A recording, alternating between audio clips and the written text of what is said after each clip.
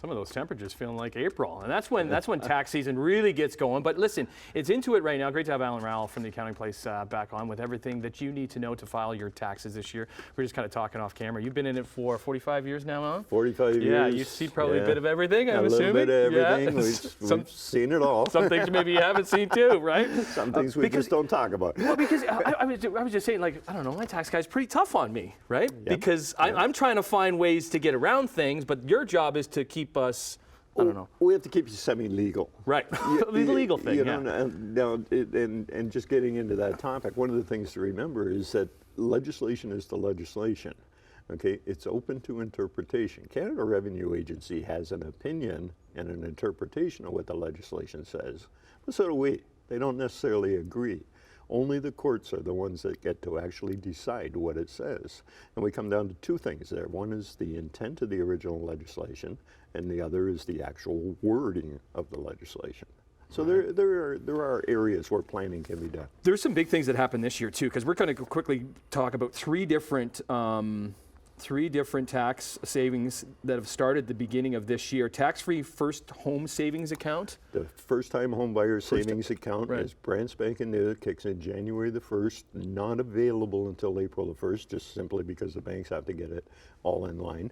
But what it does is it'll allow an individual to save $8,000 a year, up to $40,000 as a tax deduction on their tax return. So right off the top, tuck it away, first-time home buyer. So the beauty is that you can actually save $8,000 tax-free, similar to your RSP. Right. When you buy the first time, or you buy a home, you take that 40 grand, that's your downstroke, never becomes taxable. So just an alternative to the RSP. It's different than the RRSP. Right. It's for buying a home, but it's treated very similar. Okay. This is a big one. This flipping rule, this deeming rule. What is this? This deeming rule. What has happened in the past is individuals have purchased houses, moved into them, renovated them, sold them. Mm-hmm. Okay, now doing that is fine. There's no problem with that. The problem is that they're doing it every year, and what they're doing is claiming the personal residence exemption, and CRA is looking at that and saying that's an abuse of the intent.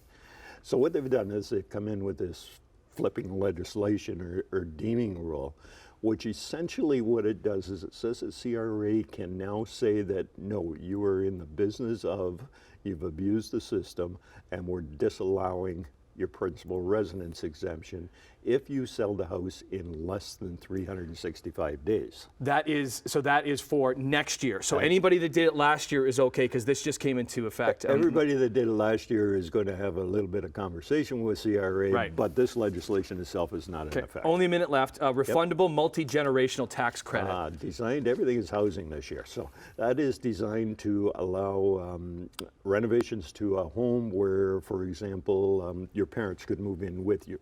Okay, so you spend $50,000, you renovate the house, kind of thing, make separate entrance, another bathroom, you know, whatever. It's a popular thing that a lot of people are doing with housing prices going up. And what that is, so you can spend up to $50,000. You're going to get a $7,500 credit. So that's cash money right off your taxes towards doing that. And that again is kind of designed to keep seniors and other people that are in nursing homes or attendant care facilities or retirement homes and keep the family there. So multi-generational credits. Okay. So I can't move back in with my mom and dad? Actually, you could, but there's a couple other restrictions. That was family responsibility. What can I say? We'll talk about it next time, because we'll see you, Alan Rowell, again as we lead up to tax filing day, which is May the 1st. Good to see you, Alan, from the Accounting Place on Morning Live. Thank you.